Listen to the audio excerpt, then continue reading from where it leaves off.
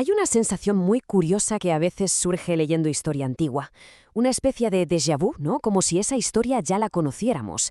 Bueno, pues eso es justo lo que pasa cuando se llega a los libros de crónicas. Y claro, la pregunta es, ¿se trata de una repetición? ¿Quizás un error del editor? Vamos a descubrirlo. Este es el gran enigma. Justo cuando uno termina la saga épica de los reyes de Israel en los libros de Samuel y Reyes, pasa a Crónicas y, sorpresa, parece que la historia vuelve a empezar. A ver, ¿por qué contar lo mismo dos veces? ¿Se habían quedado sin ideas o qué? Pues no, la respuesta es muchísimo más inteligente y reveladora de lo que parece a simple vista. A ver, para que nos entendamos, pensemos en estos dos relatos como si fueran dos directores de cine contando la misma historia. Por un lado, Samuel y Reyes nos dan el thriller político lleno de intrigas palaciegas, de batallas, y por otro, Crónicas nos ofrece una versión totalmente distinta, un drama espiritual. O sea, la trama es la misma, pero el mensaje es radicalmente diferente. Y aquí es donde la cosa se pone interesante de verdad. No estamos ante una simple repetición, para nada. Es una reformulación brillante. Se trata de contar la misma historia, sí, pero con un objetivo y para un público completamente nuevos.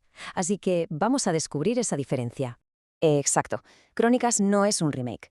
Es como si viéramos la saga de Star Wars, pero contada enteramente desde la perspectiva de Yoda. Las batallas son las mismas, los personajes también, pero de repente todo el foco está en la fuerza, en el destino, en el lado más espiritual. Pues eso es precisamente lo que hace Crónicas. Y esta tabla, la verdad es que lo resume a la perfección. Mientras Samuel y Reyes se centran en el trono y la política, Crónicas se obsesiona literalmente con el templo y la espiritualidad. Pero la clave de todo, la clave de verdad, está en la última fila, la audiencia. Unos escriben para una nación que está a punto de vivir una catástrofe, el otro para los supervivientes que intentan reconstruir lo que queda. Y esa diferencia, como vamos a ver, lo cambia absolutamente todo. Vale, entonces, ¿cómo se traduce esta perspectiva sacerdotal en la práctica? Pues la mejor forma de entenderlo es fijarnos en su gran héroe, el rey David. La versión de David que nos da Crónicas es la primera gran pista para resolver el misterio. Crónicas nos pinta un retrato de David casi como si fuera un santo fundador. No se detiene tanto en sus batallas, sino en cómo trae el arca, que era el corazón espiritual de Israel, a Jerusalén. Y su gran obsesión es el templo. Organiza 4.000 músicos, prepara los planos, lo presentan como el arquitecto visionario de la fe de Israel. El rey ideal, vamos.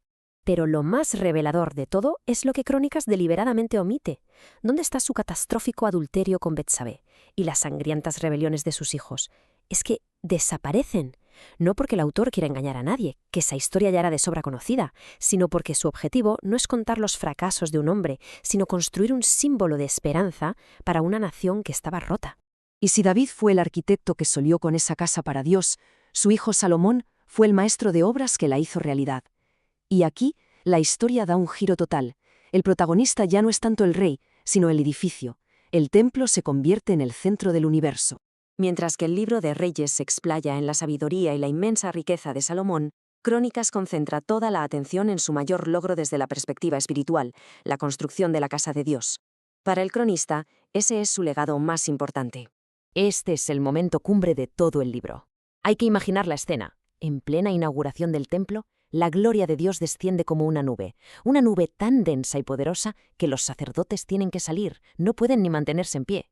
Es la aprobación divina en su máxima expresión.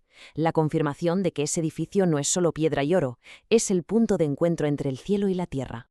Y justo después de eso, Dios hace esta promesa increíble. Vincula directamente el templo con el futuro de la nación. La oración dirigida hacia este lugar es la clave para el perdón y la restauración. Para la gente que leía esto, que acababa de regresar del exilio a una tierra en ruinas, este mensaje era un auténtico ancla de esperanza. Bien, hemos visto qué cuenta Crónicas y cómo lo cuenta, pero ahora llega la pregunta del millón. ¿Por qué? O sea, ¿por qué tomarse la molestia de reescribir toda la historia para enfocarse en la esperanza y en el templo? La respuesta lo es todo. Para entenderlo hay que ponerse en su piel. Imaginen volver a casa después de 70 años de exilio y encontrarlo todo en ruinas. Tu ciudad destrozada, tu templo reducido a cenizas. No hay rey, no hay nación, solo un pasado glorioso que parece perdido para siempre. Estaban en plena crisis de identidad.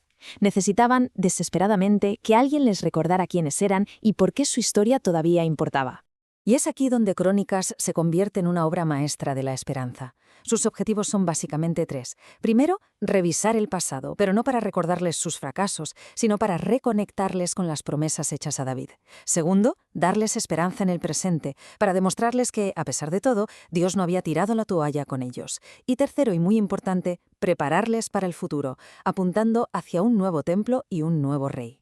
Y todo esto nos lleva al final del libro, que es sinceramente uno de los finales más geniales y atrevidos de toda la literatura antigua, porque Crónicas no termina con un «y vivieron felices para siempre», ni mucho menos.